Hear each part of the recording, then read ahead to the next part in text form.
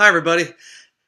Well, I hope your week has gone well this week, and I hope you've appreciated and enjoyed kind of digging into some of the articles and content around leadership agility.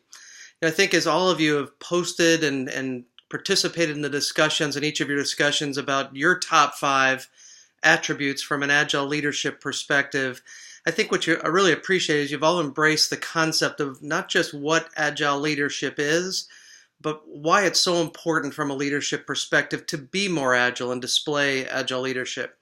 So I mentioned in my earlier week video, YouTube, I talked about the fact that Lake Forest Graduate School has been kind of noodling this, thinking about this topic for a little over a year on really getting tighter around what we believe our definition of agile leadership is.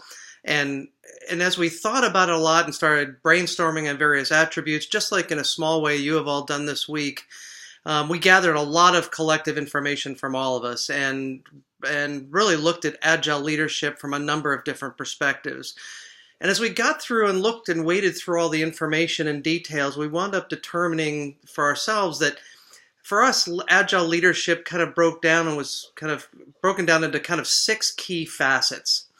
And what I'll share these with you. Open up the PowerPoint presentation that's been posted for you now on Module 6. These will be listed in detail on one of the slides there, but let me just run through briefly these 6 facets. And I think what you're going to find is many of the individual attributes that each of you thought about as kind of core important attributes to yourself and being an agile leader. I think you're going to find many of those represented in these larger kind of frame facets that I'll outline for you. Again, we had the luxury of working on this for a little over a year together as a faculty and administration group because we just believe so passionately about the importance of agile leadership, especially in leading in this world where change is happening so quickly. As we've talked about this VUCA world, this volatility and uncertainty at times, and leading through ambiguity in these uncertain, changing times. So first, let me list these 6 for you. First one of the 6, not in any particular order, is what we called cognitive agility.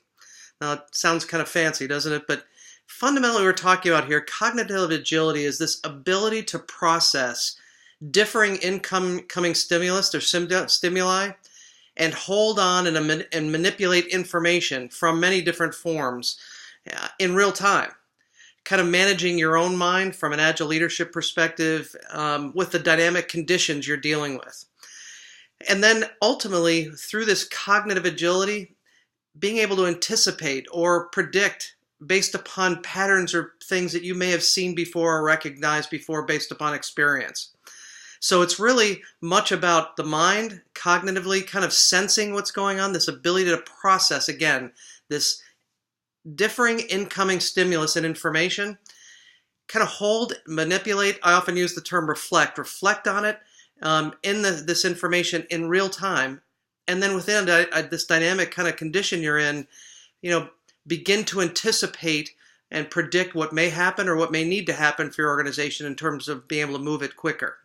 So main key concept, kind of cognitive agility. Second one of the 6 for us was something we called content agility. Now, what do we mean by that? Not quite as intuitive when you look at the name or listen to the name, but for us, this was the ability to shift priorities, kind of real-time adaptation in a dynamic context, right? It's this ability to use, and this is particularly important here as we talk about content and relates back to this term content, is our ability to use complex available information and data across multiple different business disciplines and to bring it into a coherent process and integrate new technologies and solutions as a result of that. Really, if you think about it, the backdrop in all of this is this access we all have in our organizations and internally and externally to big data and information and complex available information, and use it in a way, in a disciplined way, to bring about kind of coherent process and bring about change, integrate into new technological solutions or new processes that ultimately bring more value and reduce cost or time, whatever. But again, it's being able to access that content in an agile way as a leader and in a real-time fashion, and being able to recognize as a leader the availability of that data and be able to go get it in a real-time basis and use it in a valuable kind of go forward kind of condition. So far we've got cognitive agility and content agility. Third one is what we called situation agility. The ability, as we describe situational agility, it's this ability of a leader to flex your personal style to the stakeholders and to the competing demands of the situation you're dealing with.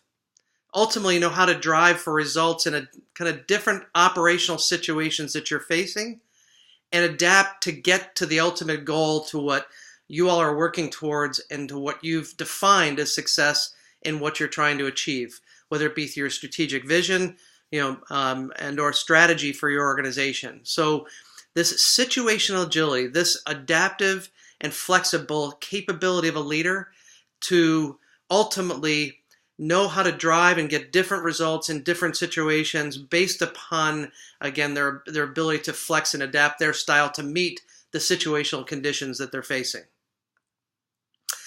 Fourth, as we move on from situation agility, the fourth we move on to is one that we called strategic agility. In defining strategic agility, we define it as this ability, and we've talked about this a lot as we talked about strategic vision and vision, mission, and strategy in the previous module. Strategic agility for us is the ability to think big, think broadly, and strategically across industries, companies, about threats and opportunities, really be able to look effectively at the external world, right? And the industries we compete in or other industries that may pose competition or threats to us, but ultimately this ability to zoom out and think big, right? And then also be open-minded and ability as a leader to embrace change and help your teams to be able to embrace change by really helping them to connect to why the change matters. Ultimately, the strategic agility is the ability to continually anticipate, evaluate, differentiate, and innovate so as to adjust for what the competitive future lies out there for you as a leader in the business. So I hope that kind of frames for you what we mean by strategic agility. Fifth facet of agility that I think some of the traits that you folks outlined as well yourselves, falls into the area, really connects heavily to the human and personal side of things, and particularly the emotional element. It ties to things like emotional intelligence, is something we called emotional agility, right? The ability to be self-aware as a leader, self-regulate what you need to do, the ability, I think as all of us have kind of identified and recognized this importance of having a level of optimism and confidence about you and developing optimism and confidence in your team, as well as a resilience of the team to overcome challenges and whatnot, but being able to tap into your self-awareness and social awareness as an emotionally agile leader, and your ability to manage your emotions and project in your working environment an energetic and confident and optimistic air, one that helps others to have and build confidence with you to overcome particular setbacks or roadblocks that are facing you. But again, without your ability to be self-aware and socially aware, and then to demonstrate a level of self-control and self-regulation, and then project this optimism, hard to be emotionally agility, but that's the foundation of emotional agility we're talking about here. Sixth and final facet for us, that a lot of attributes, both ones that we came up as well as I think ones that you've identified as well, fell into the sixth category of something we called relational agility. Again, very people and human oriented, but how we describe for ourselves relational agility was the ability as a leader to build relationships with a diverse group of people, both in and outside of your organization, and really have an appreciation and ability to operate in many different people-oriented and business cultures, right? If you think about relational agility and the concept of agility, being able to move and adjust and change in terms of relationships, it's the relational agile leader that demonstrates that ability, no matter what environment they find themselves in, their ability to build the kind of relationships with a diverse group of people that really are either in or outside of the organization, and then operate effectively in those different, whether it be business cultures, geographic, particular people cultures, whatever. But they have that relational agility because they have this, unique ability, and personal ability and relational agility to do that. So again, what I wanted to just give, as I said, give you some framework for what we really believe. These are very broad, 6 broad facets of what really we believe are the 6 important facets of leadership agility. What I encourage you all to do is go back and kind of look at the original 5 elements of Agile leadership attribute traits that you came up with, your top 5, and look at how each of those maybe relate back to these 6 Agile leadership facets that we're talking about, and that I just kind of outlined for you.